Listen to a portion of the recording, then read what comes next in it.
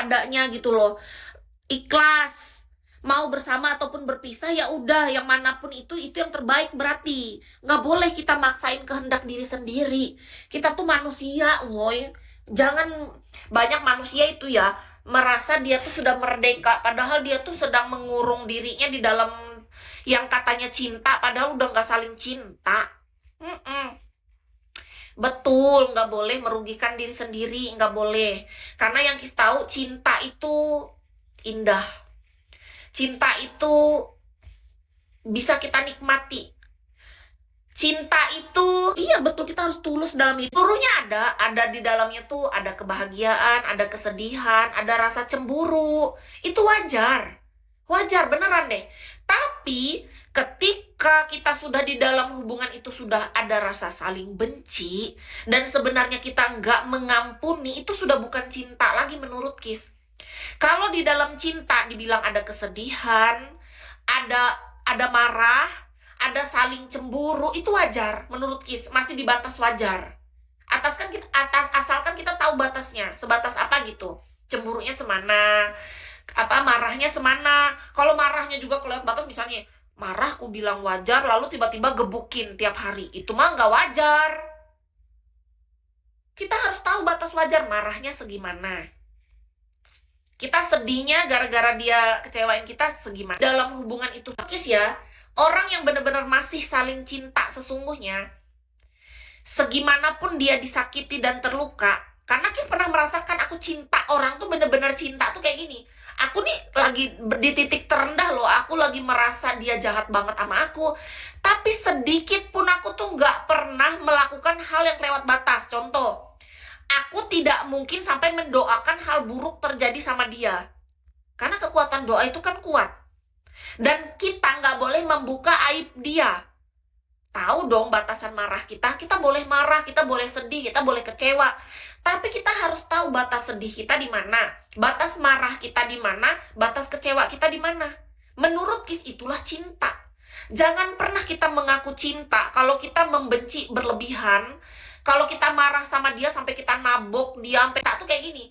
Aku nih kan, terus kita buka semua aib dia dan keluarganya. Nah, itu titik kebohongan tertinggi kalau ada orang bilang cinta sama kita sementara dia membuka aib kita dan keluarga. Itu bukan cinta, itu ego menurut Kis. Karena aku tahu gimana cara aku menjaga cinta itu.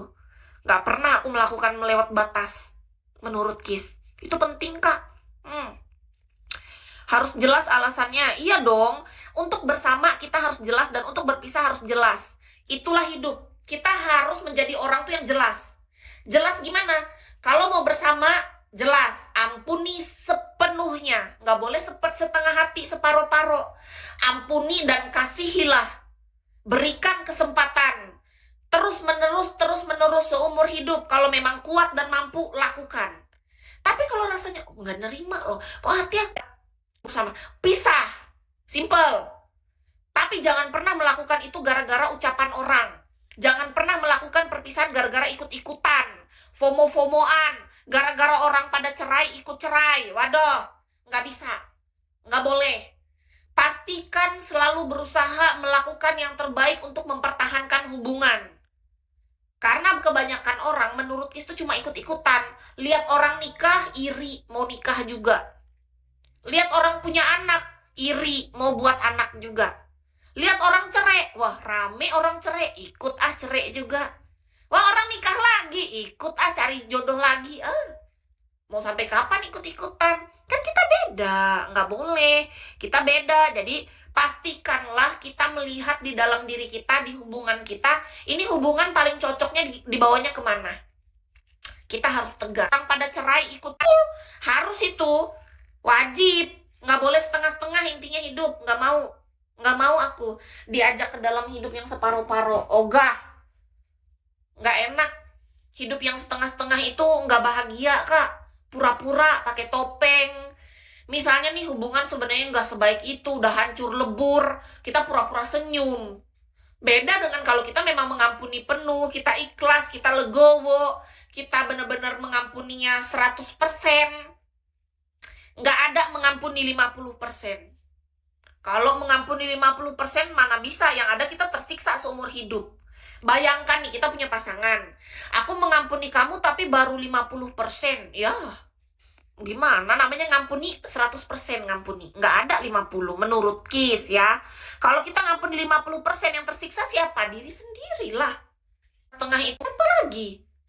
Kita pikir kalau kita mengampuni dia 50% terus dia tersiksa 50%. Enggak. Kita yang tersiksa, kita yang menderita. Mana ada orang yang tersiksa, hati kita sendiri yang merasakannya nggak enak. Nggak mau aku. Ogah. Hidup ini harus dinikmati. Kita semua mesti tahu cara menikmati hidup. Berbahagialah dengan cara masing-masing tanpa merugikan siapapun, tanpa merusak kebahagiaan orang lain. Nah, kita bisa bahagia dengan cara kita sendiri tanpa merebut kebahagiaan orang. Itu penting. Banyak orang membenarkan diri. Yang penting aku bahagia. Lihat dulu bahagianya. Kamu nyakitin orang nggak? Bisa-bisa dia bisa bahagia sendiri, orang lain tersakiti. Nggak boleh. Iya, orang yang tersiksa, hati kita. Kita tahu kita boleh bahagia, tapi bukan berarti kebahagiaan kita tuh menginjak orang, kebahagiaan kita tuh menjatuhkan orang, kebahagiaan kita tuh merugikan orang, kebahagiaan kita memfitnah orang. Itu mah bukan bahagia namanya. Itu perlu periksa otak. Kita harus sadar diri, ngaca gitu. Kok kebahagiaan aku hal negatifnya terjadi ke orang? Nggak bisa. Kebahagiaan yang sesungguhnya itu bukan membuat orang lain jadi merasa negatif, no. Karena menurutku hal positif terjadi itu adalah hal itu berdampak positif untuk diri sendiri dan orang juga. Bagaimana mungkin kita bisa bahagia sementara orang merasakan hal negatif? Nggak boleh. Beda ya, bukan berarti misalnya gini, kita memang nggak bisa buat semua orang senang. Bukan tugas kita juga. Tapi kita tahu apa yang kita lakukan itu sebenarnya tuh benar atau salah. Seharusnya kita yang dewasa tuh tahu, menurut Kis. Nah, orang itu mah bukan buka. Kita tahu batas lah intinya dalam hidup. Nggak boleh iri sama kebahagiaan orang. Itu yang paling penting. Geli banget tahu, sudah tahun 2026, masih ada aja orang-orang yang iri dengki gitu. Ngapain sih? Hidup kita tuh bahagia tahu kalau kita tuh fokus sama diri sendiri. Kita jalanin hidup kita. Enak. Nggak usah iri-irian. Apaan mau yang diiri dari orang? Semua orang juga punya masalah, semua orang punya rezekinya masing-masing. Banyak belajar, alhamdulillah banyak wawasan. Kis kan banyak belajar dari Bigo, itu yang pertama. Terus yang kedua, Kis banyak belajar dari teman-teman Kis yang di Jakarta waktu itu, sama yang di Bali paling banyak banget. Itu kan teman-teman yang di Bali ngumpul, tapi bukan orang Bali asli. Orang Bali aslinya ada ya paling berapa persen. Yang lainnya tuh pendatang semua, para inilah perantau semua. Orang Bali ada juga, tapi sedikit. Tapi intinya ada aja orang-orang yang ikut Kis dari gabungan semua itulah Kis belajar. Makanya itu yang bikin Kis punya pikiran kayak sekarang. Kis tuh senang tahu Kak, gini loh. Ketika kita menjadi orang yang baru, cara berpikir kita udah baru, kita tahu cara menikmati hidup Kak. Lebih ikhlas nih hati, enak rasanya. Kita kayak lebih percaya diri, itu yang pertama. Kedua, kita lebih mengasihi. Iya loh. Kis bisa diajak berpikir. Silahkan kakak rasakan sendiri. Masa cuma berpikir aja? Dalam segala hal dong. Kan aku kompleks. Semuanya ada. Toko serba, ibarat toko serba ada. Mantap kan? Masalahnya gini Kak, menurut aku Kak, gini loh. Hidup itu tuh bukan cuma tentang isi celana. Isi celana itu penting, cuma paling penting juga gimana caranya isi otak kita ada. Dan isi hati kita itu penting. Cara berpikir kita udah baru, caranya kita jadi manusia tuh yang balance, seimbang. Seimbang itu apa? Gimana caranya kita adalah orang yang menjaga kebersihan, menjaga kesehatan, menjaga isi celana, dan menjaga isi otak dan isi hati kita. Itu penting kan? Penting dong, harus.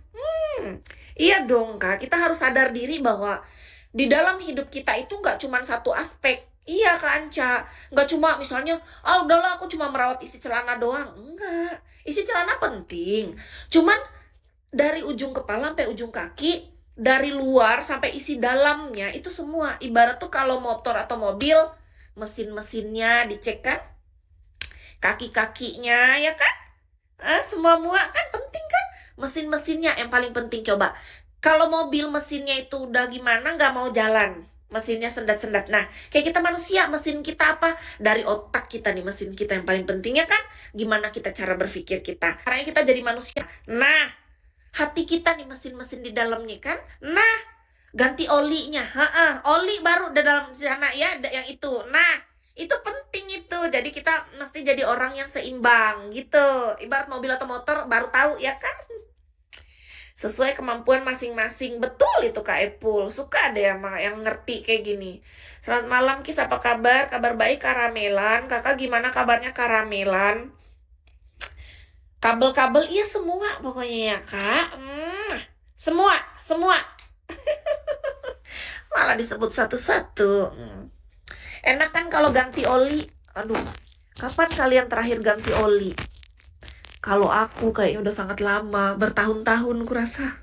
Kayak apa nih? Tapi kan bisa ada cara lain kan? Maksudnya ganti oli dengan cara yang berbeda gitu kan? Iya dong. Maksudnya kan ganti oli tuh, kalau ganti oli motor atau mobil, emang ada cara lain nggak sih? Kalau manusia orang yang seimbang, ibaratnya cara yang lebih efektif dan efisien dan lebih bersih. Soalnya masalahnya udah 7 tahun nggak ada pasangannya kan, tapi bukan 7 tahun juga nggak ada partnernya gitu. Cuman memang hampir setahun apa 2 tahun ini ya, dengan cara yang berbeda. Oh my god, manusia, manusia. Itu semua saling berhubung dengan semua kebutuhan hidup. Betul lagi Kak Adi ini, terhubung ya. Karena kebutuhan ya Kak, betul lagi. Malam apa kabar? Kabar baik Kakak. Ganti oli tampung ember. Aku off aja deh kalau bicara tentang ganti oli. Aku kalah telak udah sama kalian. Ya aku kalah. Sudahlah. Aku kalau udah bahas tentang ganti, kenapa juga aku tadi keceplosan tentang ganti oli? Kan aku jadi malu sendiri kan. Sebel banget aku. Aku jadi ini mau ganti oli otakku. Tapi itu otakku tuh apa ya, otak iblisku sama malaikat tuh baratnya cara yang lebih efektif bahwa kamu kan perempuan harus jaga diri, nggak boleh sembarangan gitu dikasih tahu sama malaikat. Makanya aku jadi lama kan sebel sebenarnya, tapi ya gimana lagi, namanya itu resiko. Itulah resiko kita ketika kita memilih memang untuk tidak menjalin hubungan dengan siapapun tuh Kak. Kita